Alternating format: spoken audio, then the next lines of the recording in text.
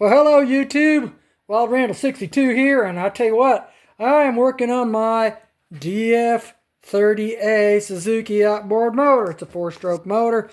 I would say that what I'm about to show you is going to be pretty good for any of the DFs all the way up to 40 horse.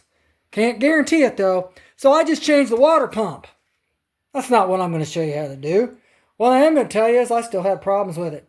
It was over temping at low RPMs at idle, and I couldn't. The telltale wasn't giving much water out. I go, what the heck's going wrong? So I changed the thermostat. Had the same problem. So I took the cowling off here. All this was covered by cowling. There's the cowling. Anyway, it was all covered with it, and I was looking for the poppet valve, which is another component of your engine's cooling system. This one evidently is in the oil sump, which means you can't hardly get to it. On other ones, you definitely have to service those puppy dogs. So I kept looking around. I was feeling all bad. Said, oh, I can't get it. And I happened to look down here and I saw this hole. There it is. That hole right there. Okay. This one. There's one on the other side too. Now, to get to the water pump, you got to take the lower unit off. Most of the time, the pickup tube, that is the pipe that's going to take the water that the water pump is pumping up to the engine block.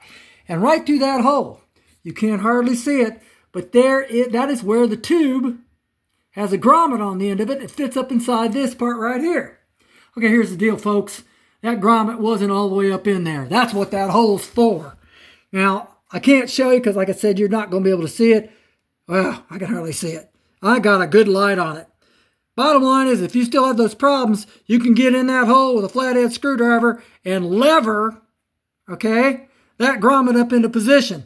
There's one on the other side, too. If you want to take that out, that's your little flush port. Remember, you only use that when the motor's not running. You don't get any water to your water pump. Don't do that. You'll burn your water pump up.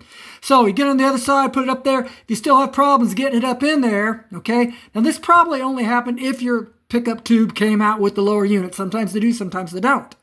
Bottom line is, if you can't get up in there, get a little dielectric greaser. Any silicone-based grease, it won't react with rubber. That grommet's rubber. Get a little paintbrush, put it on there, then you'll be able to work it up in there easier.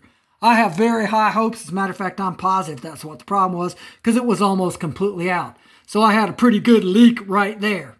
All right, like I said, down and dirty. See you later.